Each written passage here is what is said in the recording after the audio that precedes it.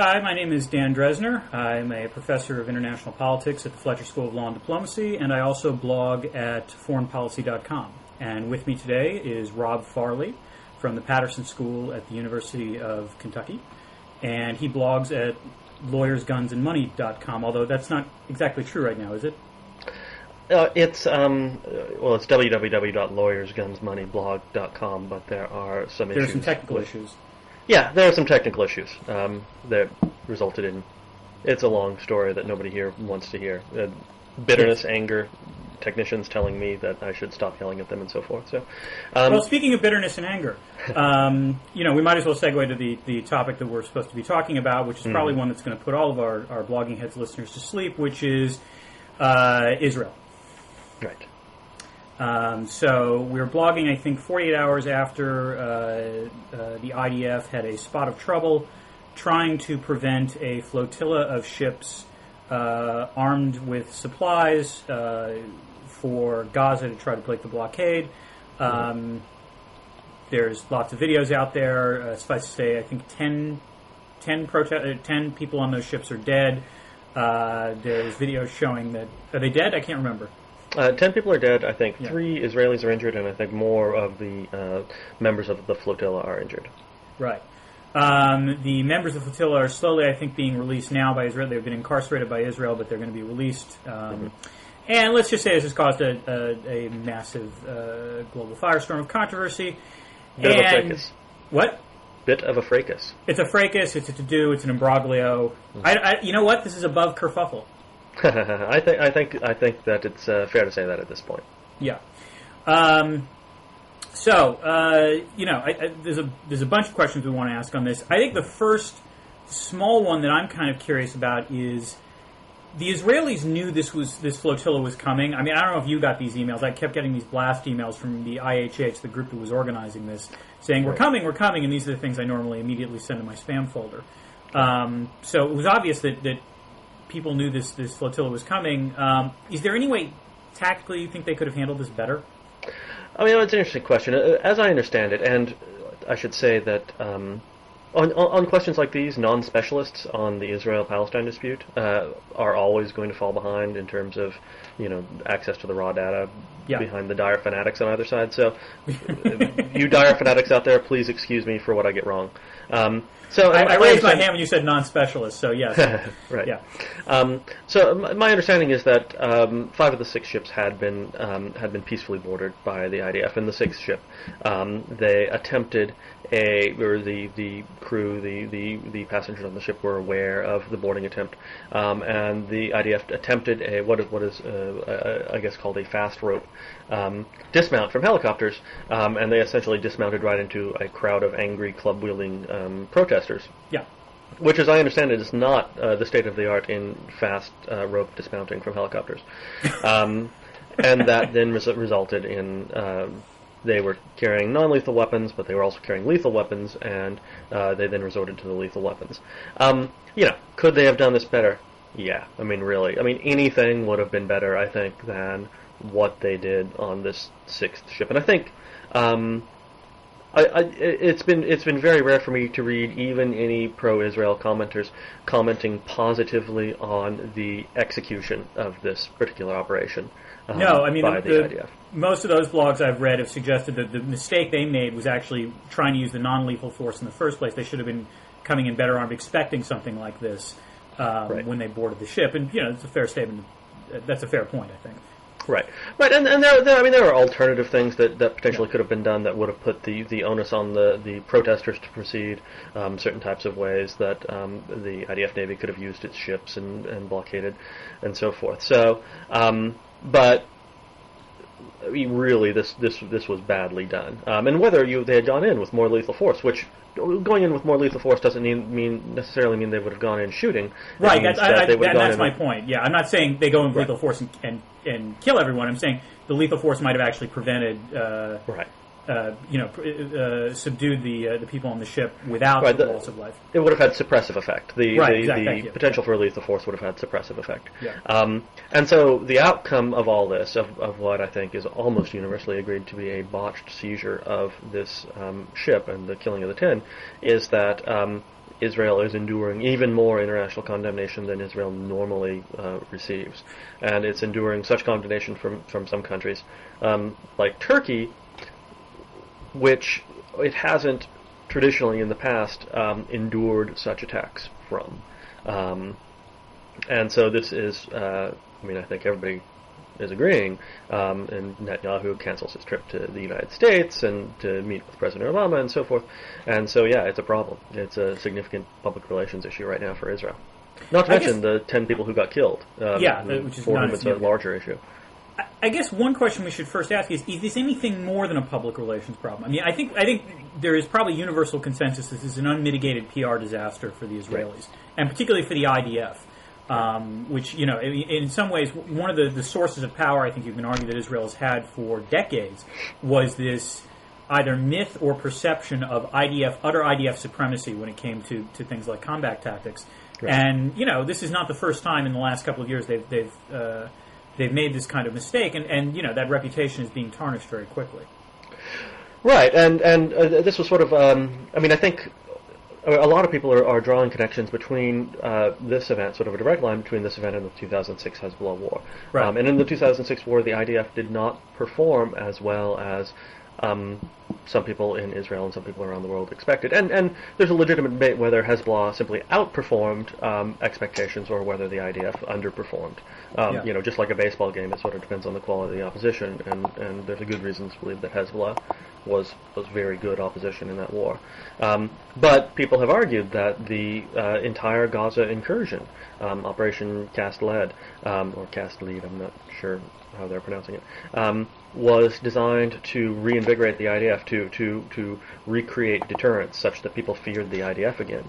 And in this particular situation, I think what you have is almost a recreation of certain things like the raid on Entebbe, where the certain IDF... things like the what? I'm sorry. Oh, the raid on Entebbe, yeah. The raid on Entebbe, where the IDF carried out, or not even the IDF, but, this was an IDF unit, but where forces, the IDF or other special military or paramilitary units in Israel carried out just extremely well-coordinated, well-executed small operations. And I think this was supposed to be something like that, and it didn't work out. No, if anything, the reverse has occurred. I mean, my understanding is IHH has announced they're planning on sending more ships as soon as possible to Gaza. Right. And these ships are proceeding with the blessing of Turkey. And that... Which is another question, Right. That, in terms of the public relation, may be the single largest issue. Because relations between Israel and Turkey have been tense ever since the Gaza war. And some people would argue they've been tense since the election of a quasi-Islamic government in Turkey.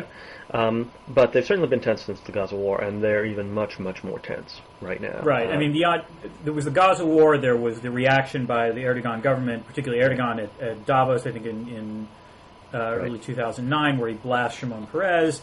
There was the Israeli, Avigdor Lieberman, the foreign ministry, brought in the Turkish, I love this, they brought in the Turkish ambassador to protest a 24-style television show being aired in Turkey, and then made him sit at what was essentially like a kiddie table, and then brought in the press to show the photos.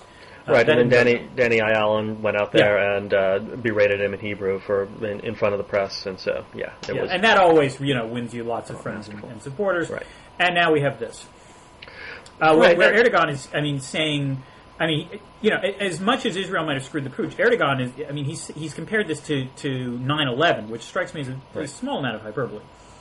It's a touch of hyperbole, and what I've seen some arguments make is that Erdogan has been looking for a way to end the positive Turkish relationship with Israel, which had been supported by secular elements within the Turkish government and by the military and so forth. Right, and the Turkish military in particular, Right, and that by sort of extra hyping this event, what he does is essentially batters down domestic critics on the Israel relationship, which seems...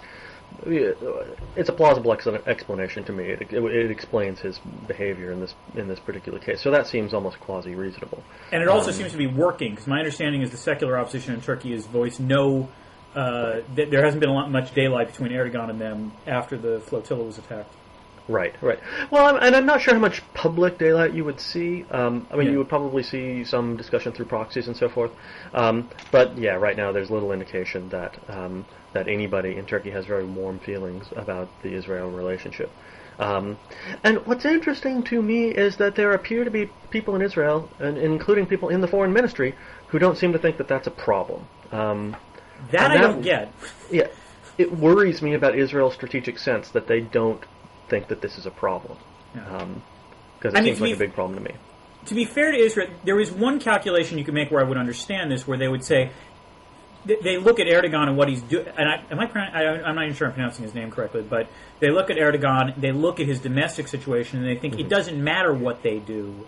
Erdogan's going to continue to act in his bellicose manner, trying to trigger provocations, because this is the way in which he's expanding his domestic base.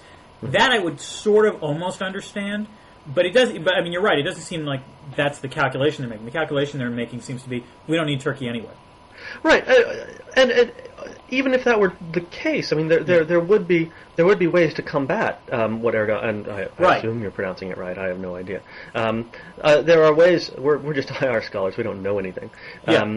We just give blogging has our headline. Okay, yeah. Right, exactly. There are ways of going about responding to this kind of domestic base building that Erdogan may be engaging in that would maintain the relationship with the parts of the Turkish elite that you want to maintain the relationship with. But dressing down the Turkish ambassador is not one of those ways, right? I mean, it only makes it worse. It makes Erdogan's job easier if that, in fact, is what he's doing. And what really sort of surprised me and really sort of I thought was almost insane was the idea that Israel seems to have that cozying up to Greece right now, cozying up to the Greek military, is somehow a way to push Turkey into line. So playing classic balance of power politics only with the bankrupt, weaker partner in the balance of power relationship is supposed to somehow frighten Turkey. And that frightening Turkey is somehow something that they want to do. It's crazy. I'm sure they're thinking the Rumsfeldian line. You engage in realpolitik with the allies you get. Right. But you're right. I mean, there's obviously no way that Greece is prepared in any way whatsoever to make life difficult for Turkey. They lack the capacity. There's also the small matter that they're both members of NATO. Right. And the Greeks themselves canceled the military maneuvers they had with the Israelis because of this incident. Yeah. Shockingly enough.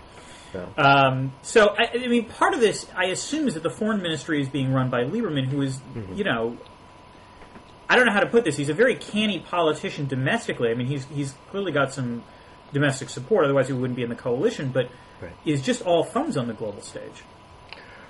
Right. Well, there seems to be an attitude.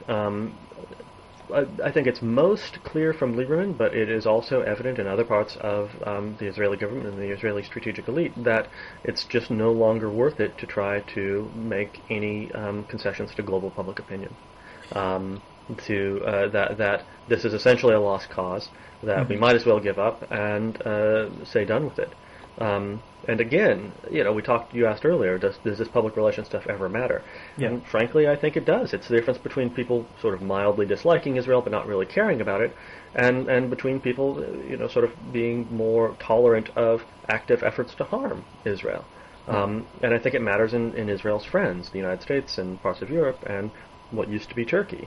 So I think it's a serious problem that the Israeli strategic elite has right now in conceptualizing their relationship with the world.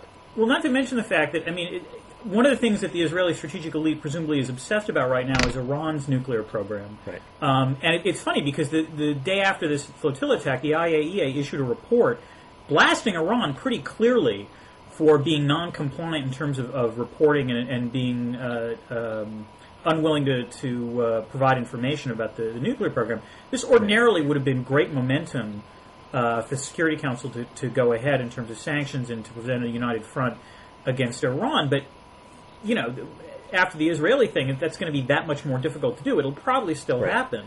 But, at a minimum, this raises the transaction costs for doing this kind of thing. And, on a bigger in a bigger sense, there's going to be a lot of people that might ordinarily be at least somewhat sympathetic with the idea that Iran is acting like a transgressor state, now asking, why the hell is there so much, animus against Iran when Israel seems to be, acting in an equally bellicose manner? Right, and I don't think the allegations that came out last week or the week before about Israel at least playing, or at least mooting the possibility of selling nuclear weapons to South Africa in the 1970s, those aren't helpful in this context either, especially in the Iran context, especially in terms of fears of Iranian proliferation and so forth. Right. And so, well, go ahead. Well, I was going to say, in some ways, the global public opinion question, I think, it boils down to two questions. The first is, does this matter? Does this genuinely affect Israeli security? Because you can argue, as much as global public opinion will turn against Israel, does that actually lead to genuine policy changes by the rest of the world? And then the second issue, of course, is how does it affect public opinion in the United States? Right. Which is, let's face it, Israel's chief great power benefactor, and will that cause eventually a shift in U.S. policy towards Israel? Right. Well, what are your thoughts on those two questions? Globally, I assume that what it's going to do is just make life rhetorically that much more difficult for Israel. Mm-hmm. You're starting to see a situation where Israel is, this is a point I made in my blog, that Israel is increasingly being treated as a pariah actor in the same way that a country like, let's say, North Korea is.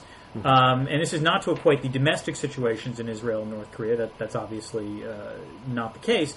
But both of them are seen as sort of transgressive actors at the global stage and remarkably unpopular except for their great power benefactor. Now, the question is whether any other state matters in terms of affecting Israeli security. And here I do think Turkey does matter. Because, Turkey is a NATO member. Turkey can make life, more miserable for Israel. And furthermore, in some ways, if Turkey acts in a more belligerent fashion towards Israel, I do wonder if you're going to start seeing some outbidding phenomenon among the rest of the Middle East countries that here to date, and particularly with the rise in the Iranian threat, have been willing to at least have some sort of sotto voce coordination with Israel. It's worth remembering that Egypt has cooperated with Israel on the blockade of Gaza, and I think after this latest to-do has now they're going to allow land passage of humanitarian stuff into Gaza. Saudi Arabia is going to probably respond in the same way, and that's not good for Israel's strategic situation. So that's an issue. I'm sorry, go ahead. Well, I think you're exactly right there to focus on the other Arab countries that have essentially, reached this modus vivendi with Israel, mm-hmm. where at least the elite is relatively comfortable with the existence of Israel, is relatively comfortable even with the military role that Israel plays in potentially deterring Iran and so forth. Yeah. But that's really hard now especially in Egypt, right? Even to the extent that elite actors in the Egyptian government want to help Israel out. Which is, are they tolerating? Do they want to help out and so forth? Yeah. It becomes increasingly difficult to do that without really angering the population. And the same thing in Saudi Arabia, the same thing in Jordan. And in that sense, I think as you suggest, the global public opinion really does matter. Another area in which it might matter is countries that just sort of genuinely don't care about these kinds of questions, like, South Korea, Japan, Brazil, and so forth. How they start thinking about the rogue status of Israel, or if they start thinking about the rogue status of Israel. And, just because it's difficult to engage in diplomatic relations with a bunch of countries because you're friends with Israel. And that will be interesting, too, to see how that plays out, to see how politics in these countries that are largely indifferent to the basic matter of this dispute continue to regard Israel in the future. I'm actually particularly intrigued to see how China responds to this. Right. Because there are ways in which China has strategic interests, obviously, with the Iran and Saudi Arabia in terms of where it gets its energy from. Mm-hmm. But there are ways in which China and Israel have actually had a tighter relationship than one would necessarily expect. In large part through things like defense contractors. Right. And also, if any country is going to be sympathetic to the notion of a government, putting down restive populations in its borders, it's probably going to be China. Right. So it'll be very interesting to see the way China plays this going forward. I agree with you on that. The larger issue, ironically, is that as much as it's ostensibly official U.S. policy to democratize or to push for democratization in the Middle East, in the long term, these kinds of Israeli policies are going to make that a strategic nightmare. And Turkey is in some ways Exhibit A about this. At the same time that you've had Erdogan, taking an increasing anti-Israeli bent, he's also taken steps to sort of put the military of Turkey in its place to preserve the idea of civilian rule. Right. But what you're now seeing is what happens when, in fact, a Muslim leader in the Middle East has to cater to his countries or tries to build support within his population in order to boost his political standing. Right. So, if you've got more democratization across the rest of the Middle East, that's what all these governments are eventually going to be doing. Right, and I think that has to be a serious concern. And it's interesting that if you read the literature coming out of the Israeli right, you find 2 points that relate to what you just said. The first is a deep skepticism about Turkish democracy, Right. and not just a deep skepticism about Turkish democracy, but about deep skepticism about democracy in the Arab world. Where, you have arguments that democratizing or making an effort to democratize Iraq in the wake of the 2003 war was a terrible idea, because, look what might happen. People might hate us if you democratize Iraq. But you've also, in a couple places, and this might lead to our next point, talking about the potential to seek out another great power patron, or to seek out other strategic options for Israel. And I have seen a couple arguments, one by Carolyn Glick and, where else should I read it? But I guess so Carolyn Glick would be the first one to come to mind, to start thinking about China as a potential great power patron, potential great power patron option to the United States. Oh, really? So the idea that Israel would engage in balancing behavior. Oh, that's interesting. Okay, right. Go ahead. Which strikes me as blithely insane from the Israeli point of view. The idea that you will ever have a patron that is willing to sacrifice as much for Israel as the United States is strikes me as just plain crazy. But there is at least, it looks to be some kind of thought about or along those lines in terms of seeking out another potential patron. Which, we can either continue talking about Israel, Palestine, or we can sort of now move on to the larger question of patron-client and the other country that suffers from an unruly client right now, if we wish to characterize the U.S.-Israeli relationship in such a fashion. Well, I think we do, and I would further point out this once again shows that in some ways the deteriorating strategic situation for Israel, which is tactically on the ground, they're not in a bad situation. They're far and away the most powerful military in the region, and you can say what you will about the policies they pursued in the last 5 years, but they have done a decent job of reducing the number of terrorist attacks within Israel proper. But that said, it's worth remembering that when Israel was created, you had the great powers competing for attention for Israel. One of the reasons the U.S. recognizes Israel in 1948 is because the Soviet Union was going to recognize Israel. Right. France had a long-standing relationship with Israel up until, I think, the Six-Day War that was relatively tight. And now you've got a situation where Israel is looking for if it was not for the United States, Israel would be in much, much deeper trouble. And it's very clear that the United States went to the mat at the Security Council session that was held on Monday to basically water down the language. There was this great quote from Ben Smith at Politico where a U.S. official basically said something to the effect of, "We're the only ones that even believe what the Israelis are saying at this point," which again strikes me as a remarkable parallel to what's going on with regard to China and North Korea. Right. North Korea sank the Cheonan, and you've been all over this in terms of the blogging. In all likelihood, I think the overwhelming evidence suggests that a North Korean torpedo sank the boat.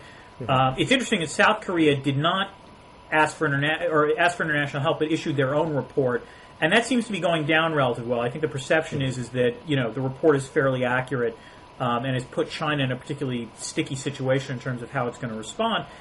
And in this sense, the parallels between what North Korea is doing and what Israel is doing seem pretty damn strong. Am I wrong in this?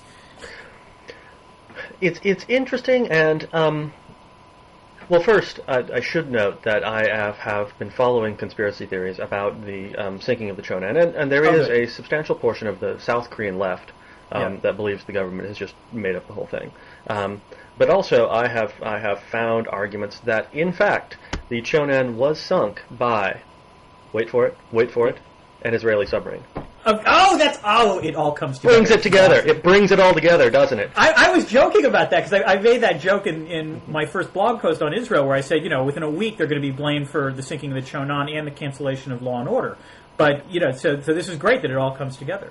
Yes. So that is a conspiracy theory out there. You can cite it as an actual conspiracy theory now that the Israelis sank the Cheonan for some reason. Perhaps to distract the world from what they would be doing several months hence, when they might accidentally kill somebody. I have no idea anyway. Yeah. Yeah. So I mean, China obviously has a North Korea problem, and I think it's right to characterize it as a North Korea problem. Some people are arguing that North Korea is all just part of China's grand strategic plan, and they're actually really supportive of North Korea, and I don't think that that's true. I mean, I think they barely tolerate North Korea. They don't want to see the country go away. Right. The argument I've always made about North Korea is that the current setup. Basically, every country in the region favors the status quo except North Korea. Because the status quo basically allows for North Korea to exist as a buffer state, which makes China happy. It allows South Korea not to have to bankroll the reunification, which is going to be incredibly expensive. Right. North Korea doesn't win, however, because even though it has nuclear weapons, it's not getting anything for them. And it makes Japan happy because Japan does not, I think, in the long run, want a unified Korea. Unified Korea is huge. Right, and China doesn't want a unified Korea, obviously, either. And I think deep down, I'm not sure the U.S. necessarily wants a unified Korea, because if that happens, the first thing a unified Korea would do would be to kick the Americans out. Right. Yeah. So as a result, North Korea has been the only country that wants to change the situation, and they've made life very difficult for China. And I mean, you're starting to see the beginnings of an internal debate within China about what the hell do they do with a country like North Korea, because it really is embarrassing for them. Right. It's a real problem, and it was. I think that the reason that the South Koreans did take so long. I mean, I've long been of the opinion that the South Koreans probably knew within 2 or 3 days what had sunk the Chonan, because a rock or a mine. I mean, these to a studied naval architect the difference between these things are fairly obvious, and so. I think the South Koreans were just very cagey, very careful, because they wanted to present as compelling a case to the Chinese as they could, and the Russians too. And the Russians are sort of play the same role in this that they play in many things, which is something between sort of a hostile court jester, I guess. The passive aggressive court jester, yes, I like passive aggressive court jester, So I think you're right that the Chinese have a significant problem here with North Korea, but it's interesting. I mean, I guess thinking about patron-client relations more generally, way back in the Cold War, there's all this literature about how important patrons are and what the relationship between patrons and clients are, and people worried a lot. Are we going to lose Egypt? Is Egypt going to go over to the Russians, or is the Russians worried? Is Egypt going to go over to the Americans, and so forth? And a lot fewer countries switched than actually maybe should have switched. And the reasons for that, I think, or one of the most important reasons for that, is that when you have a patron-client relationship, you actually build up domestic constituencies in both countries in favor of that relationship. So constituencies that work for the status quo. And on the Israel-U.S. relationship, people have written whole books about this question, and so we don't really need to delve into that. But it's there, right? The idea that in both countries you have a domestic constituency, both inside and outside of government, that supports maintenance of the status quo. Right. I wonder if the North Korea relationship has that kind of constituency within China, or whether China views this in sort of straightforward, cold, realpolitik terms. I mean, I wonder if there are people there saying, well, yeah, they're a little bit crazy, but, they've been our friend forever, and so we can't really mess with them, and so forth. I really wonder whether there are those voices within the Chinese government and the Chinese security establishment, or whether it's all just, well, they're crazy, but they might collapse, and we don't want that. So I suspect there is probably a bureaucratic interest. I mean, part of the problem here is that, this is where the analogy falls short. I mean, when you talk about the U.S.-Israel relationship, because both countries are democracies, the interest groups that exist are not just in government, they're also out of government. Right. And so as a result, they can make life politically difficult if the relationship is altered in some way. And I think you can argue that, the past year of Obama and Netanyahu's, relatively stormy relationship is Exhibit A on this, which is, in response to that, and in response to the pressure that Obama put on Netanyahu, there was a lot of blowback within the United States, and as a result, right until this incident, I think Obama had spent the last 3 months basically engaging in an outreach effort to various members, to Jewish Democrats and so forth, saying, "Look, I get it now in Israel," and so this incident has threatened all that to tear all that asunder. In the case of China and North Korea, there's obviously from what you can tell, there's no broad-based societal interest to care about this necessarily. Right. I do agree. I think it's interesting whether, let's say, old guard, communists, for example, that, look back with nostalgia at the sort of lips and teeth strategy of China and North Korea might want that relationship, and or people, based in Manchuria, that the last thing they want to see is either a collapsing North Korea or a reunified South Korea, which is what would happen if in the end they start, if the regime collapses. So I suspect there are those interests there. I think what's interesting, actually, is you're starting to see more and more public discontent among sort of China's foreign policy community, the think tank and university side, saying, what the hell are we doing defending this regime? Because it just, all it does is give us agita.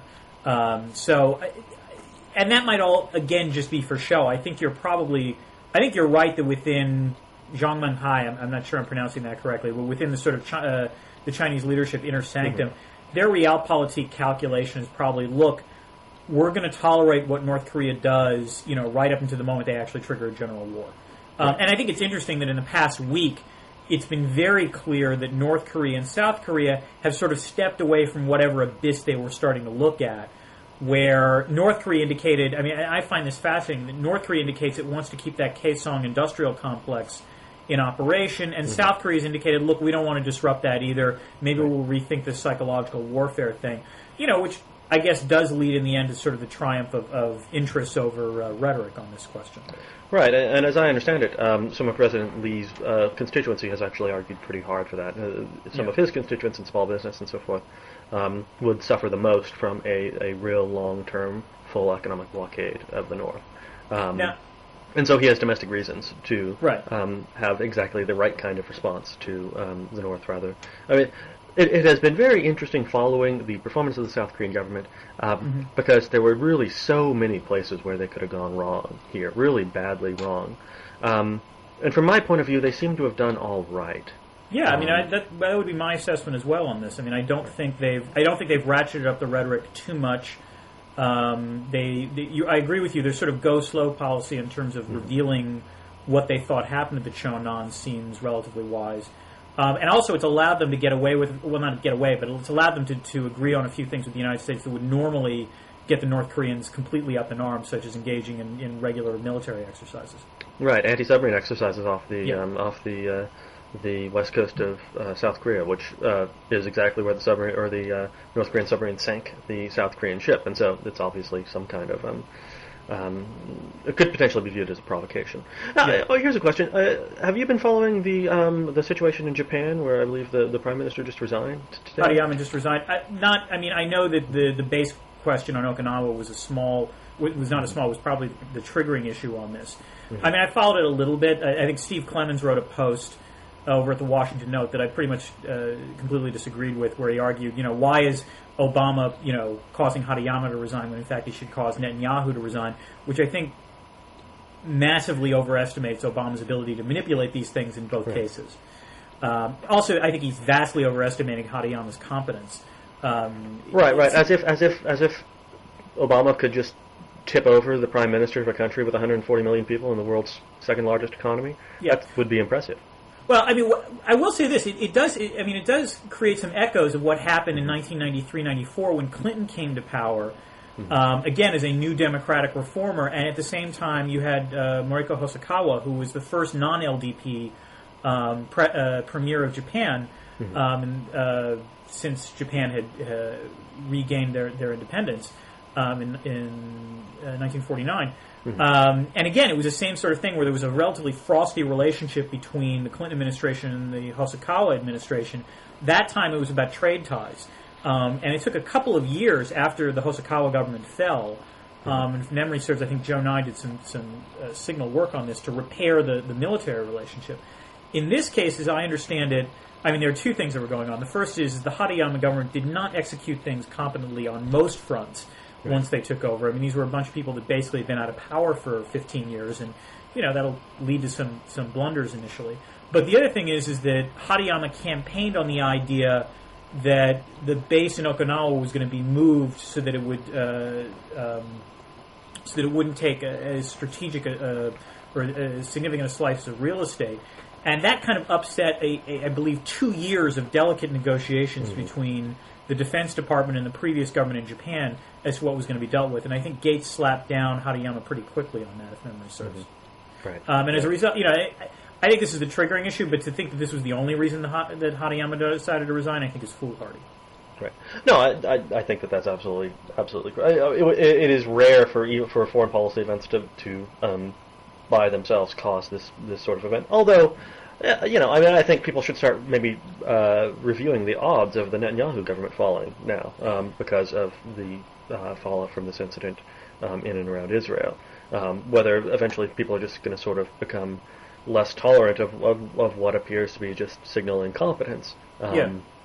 And so, which isn't quite Obama toppling Netanyahu, but I think people are going to have to start asking difficult questions in Israel about whether Netanyahu is really good for anything besides bellicose rhetoric. Well, I think there are a couple issues here. I mean, the first is you're right. I mean, the Netanyahu government is not, on this issue it hasn't done terribly well. It's worth pointing out that the Israeli economy, I think, is actually growing at a pretty robust pace, and they just joined the OECD. So there are ways in which, it really is the economy very often that determines a lot of these things. And in Japan, it wasn't performing terribly well, whereas in Israel, it is performing terribly well. And that's part of the reason I think the Netanyahu government might wind up surviving longer than you suggest. And the other problem is always, what is the alternative if you kick out Netanyahu? Correct me if I'm wrong, it's Kadima. And Kadima's performance, particularly on this area, from 2006 to 2008, was not terribly robust either. Right. The Netanyahu government came to power essentially apologizing for that performance, right? That was sort of the point. In some ways, I agree with you that I think Netanyahu has been dragged down by this, but I think, much like Obama will campaign saying, look, compare me to Bush, Netanyahu is going to campaign saying, compare me to Omer or, Livni as the successor to Kadima. He might be able to survive much longer. The interesting question is whether, and I don't think this is going to happen now because I think rhetorically Obama tried to lean on Netanyahu hard about 6 months ago, and I think has stepped back from that. I mean, there is a precedent for the U.S. actually intervening successfully in Israeli domestic politics, and this was in the run-up to the Madrid conference in 1992, when the George H.W. Bush administration froze some loan guarantees that were supposed to go for the construction of housing settlements. And eventually that led to the Shamir government falling and Yitzhak Rabin becoming elected. Right. I'm not sure that could work this time, however, because while it would certainly be unpopular with Netanyahu, you would still inevitably have a coalition government replacing this coalition government. And I think in some ways that's the real problem in Israel, which is any coalition that comes to power is inevitably going to have a few parties that are only going to want to pursue a settlements uber alles policy. And so as a result, that's not going to change. Right. And so it's a function of the Israeli political system that you have what many regard as an untenable situation with regard to this. Well, go ahead. Well, I was going to ask you a question, which is, do you think that, we talked about how it would affect global public opinion. Do you think that enough of these incidents, if they rack up, are eventually actually going to alter... because regardless of what you think about an Israel lobby or so forth, there is a very strong and robust public support in this country for Israel. That's not because of an interest group. That's just, I think you can argue, because of historical ties. Do you think that enough of these incidents would cause an actual shift in American public opinion? I think it will cause a shift, but the way the shift will play out is really interesting. I think that what I suspect is that how the actual shift will play out will be in terms of a growing partisan divide in terms of thinking about the relationship with Israel. Whereas historically, and as you mentioned, George H.W. Bush, Democrat, but support for Israel has been broadly bipartisan. At some points in the past, the Republicans have been somewhat more distant from Israel than they are now. Now they're relatively close. What I suspect is that even if the overall numbers for support of Israel don't change, and they may not change by all that much, that you are going to see a substantially more partisan character to support for Israel within the United States. Where Republicans become much more maintain the relationship, and Democrats become much more skeptical? Right, right, and I think the word skeptical is right. They don't become anti-Israel, but they become more skeptical of the value of the relationship, more skeptical of just how far we should go to preserve the relationship and so forth. And so that's what I suspect we will see in terms of a shift, even if we don't. And that's dangerous for Israel, right? I mean, it's not good for Israel Israel to become a domestic issue within the United States that is fought over partisan lines. That's bad for the Israelis. And you can argue that as much as Obama has made mistakes, I think you can argue Netanyahu has made mistakes in dealing with the Obama administration. I think one of the reasons for that is that a lot of his advice is coming from people that are much more closely tied to the GOP than to the Democrats. Right, right. I think that's absolutely true, and that don't are sort of understanding the U.S.-Israel relationship within the context of American domestic politics, which is, again, a terrible way for the Israelis to try to frame the U.S.-Israel relationship. Right. And so that's the shift that I would expect in the future. And I think that shift will play out even more because of the developing media environment, right? Sort of the postmodern media environment, where essentially everybody makes their own media reality. And so if you watch Fox News, then the 10 people who were killed were all members of Al Qaeda. If you watch some other show, then they have a sort of a different view. And that will even exacerbate this tendency towards sort of polarization on the question of Israel. So to conclude, then, we're both skeptical about Israel's strategic situation, in part because of Israel's domestic political morass and because of the polarization of information in the United States. Right. Well, on that cheery note. All right. Well, it has been good talking to you. Yes, always a pleasure, Rob. All right. Well, then have a good day. Okay, you too. All right. Bye. Bye-bye.